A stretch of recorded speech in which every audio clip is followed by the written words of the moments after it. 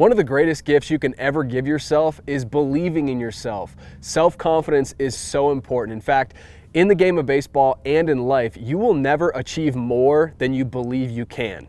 Okay, so what do I mean by that? If you think that the best that you can do at the plate is a 300 batting average, then what do you think the odds are that you go out this season and you hit 350 or 400? Probably pretty low, right? Because you believe that you're only a 300 hitter. Same thing, in school. If you believe, hey, I'm not the best student, I'm not the worst, but I'm like a B or a C student, what do you think the odds are that you go out this semester and you get straight A's, you get a 4.0? Probably not very good, right? So you will never out-achieve what you believe you can. Believing in yourself, having that self-confidence is so, so important. I can't stress this enough. Henry Ford once said, whether you think you can or you think you can't, either way you're right. So you have to protect your beliefs, because your beliefs, they really shape who you are, and your beliefs truly control your life. And the thing is, it's great to have coaches believe in you. It's great to have teammates believe in you. It's great to have mom and dad believe in you. Maybe a girlfriend believe in you. It's great to have other people have confidence in you, but the reality is other people can't play the game of baseball for you, right? If your dad has confidence because he sees you've been putting in the work and he sees that, you've been practicing really hard and you've been working, extra on your hitting, if your dad has confidence in you, that's great, and that should help give you confidence. But at the end of the day, he can't do your at-bat for you. As much as he would love to go back and be able to, get another at-bat and do that, he can't do it for you. So having other people believe in you is great, it's awesome, but at the end of the day, you've got to believe in yourself. You have to have that self-confidence. So I know this is easier said than done. That's why I want to give you two concrete strategies that I think will really help you believe in yourself more and develop this self-confidence. Because it's great to sit here and tell you, you got to believe in yourself. It's one of those things where it's like, well, no duh, but how do I actually do it? So I want to give you two concrete strategies in order for you to do that, okay?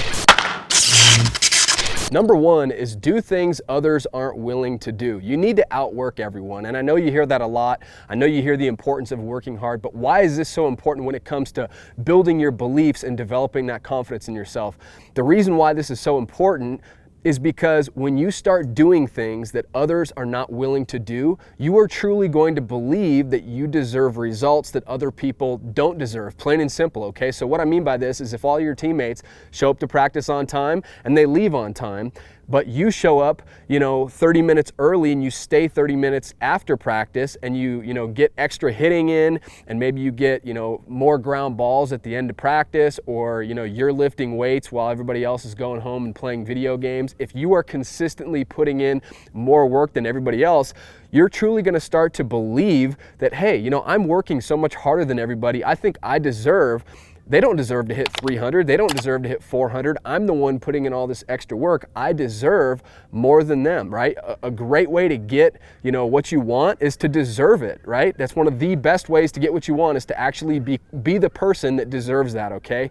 And so that's tip number one. Concrete example is, you need to work harder than everybody else, and you need to do things that others are not willing to do. Separate yourself from the pack, whatever that means to you, whether that means showing up early and staying a little bit later, whether that means working out smarter, or working out a little bit harder, or working out a little bit more consistent than everybody else over the holidays, or in the off season. Maybe it means instead of slacking like most players do, maybe it means consistently focusing on good nutrition, consistently focusing on not missing workouts, consistently focusing on getting 1% better every single day. All right, so you've got to outwork everybody else, and you've got to be willing to do the things that others aren't willing to do, okay? And number two, the second concrete thing that you can do is audit your circle, okay? They say that you are the average of the 5 people that you spend the most time with, okay? So what does that mean? Well, if you hang around 5 other terrible students, guess who's going to be the 6th?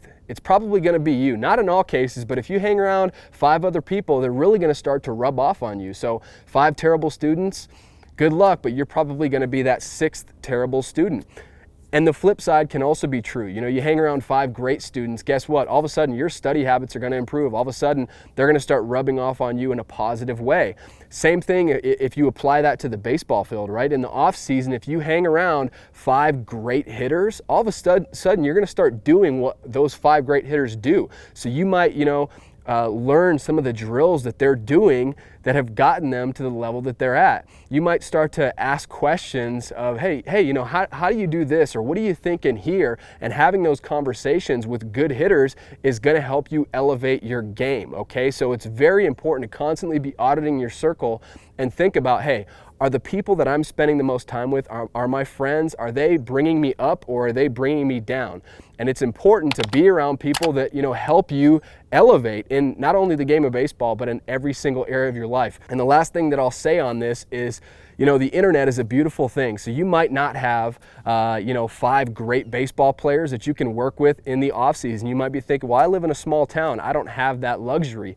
Okay, that's fine. Maybe you've only got a teammate or maybe 2 teammates. Another issue is maybe you struggle to find, you know, teammates or guys that you know that work as hard as you. That's, you know, if you've got lofty goals and you've got a great work ethic, that might be hard to find people that match up to you. Well, the internet is a beautiful thing, and you can find mentors online that you can learn from, okay? There's so much great information out there. There's so many people that you can learn from, and I recommend, you know, be a knowledge sponge. And you know, how many people realistically do you think are out there every single day watching videos and searching for different articles and finding ways to get better? My guess is, you know, less than 1% of players. Most players, unfortunately, are not even still watching this video. You are, okay? So keep that up. You know, if you don't have mentors or if you don't have people bringing you up in your local area, that's fine. Basically, absorb yourself with people online mentors that are, you know, maybe in a different state, and maybe you don't know them personally, but, you know, the more that you listen to them, the more that they'll rub off on you in a positive way, okay? So that's the 2 concrete things that you can do to help you elevate your beliefs, because it's so important for you to believe in yourself and have self-confidence. So important. You got to have that.